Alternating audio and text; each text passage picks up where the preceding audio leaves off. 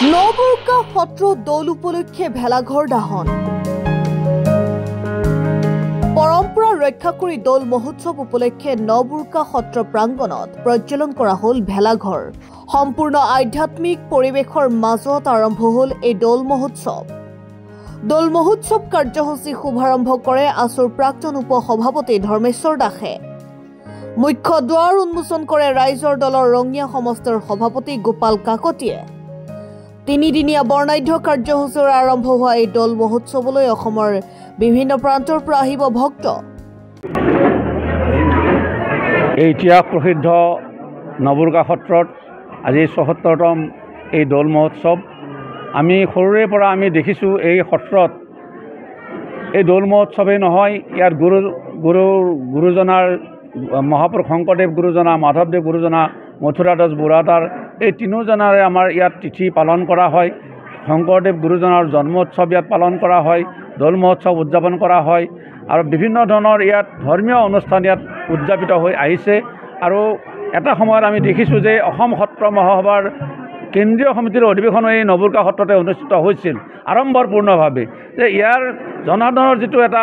একতা সেই একতাটো আমি মানিব লাগিব সমগ্ৰ অসমলৈ এই নবুৰ্কা সত্ৰৰ এটা বাৰ্তা গৈ আছে আৰু অনাগত দিনতো যাতে আমাৰ নবুৰ্কা সত্ৰৰ ৰাইজে আমি সকলোৱে মিলিজুলি যাতে আমাৰ এই যি শ্ৰীকৃষ্ণৰ দৌল মহোৎসৱ এই দৌল মহোৎসৱ ভাগি যাতে উদযাপন কৰিব পাৰি তাৰ কাৰণে মই সকলোকে মই আহ্বান জনাইছোঁ আৰু এই দৌল মহোৎসৱ হৈছে এক ৰঙৰ উৎসৱ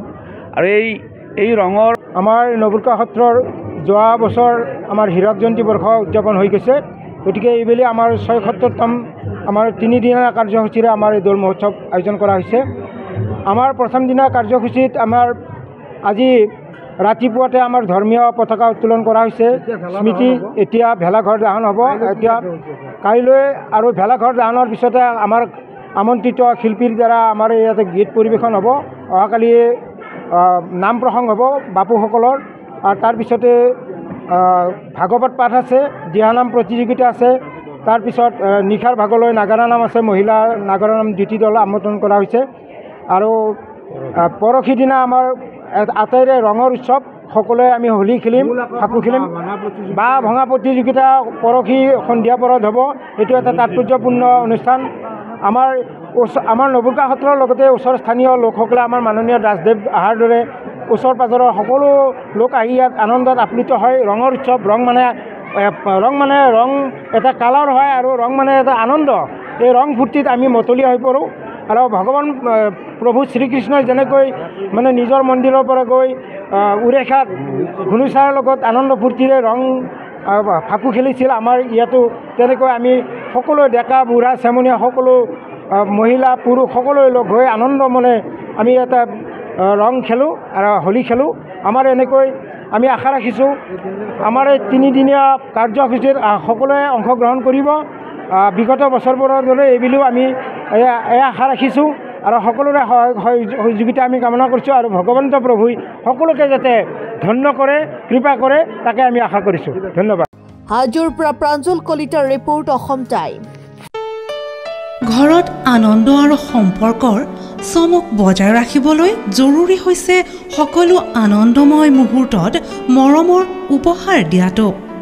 সেইবাবে মধুশ্ৰী জুৱেলাৰ্ছে আনিছে সকলো ৰঙীন ক্ষণৰ বাবে বিশেষ গহনা হীৰাৰে হওক সোণৰে হওক বা ৰূপৰে হওক শ্ৰেষ্ঠ ডিজাইনছ আৰু হলমাৰ্কযুক্ত গহনাই ৰাখে সম্পৰ্কক নিখুঁত তেনেহ'লে আজিয়ে আনক আনন্দ মধুশ্ৰী জুৱেলাৰ্ছৰ সৈতে যোগাযোগ কৰক 7002800341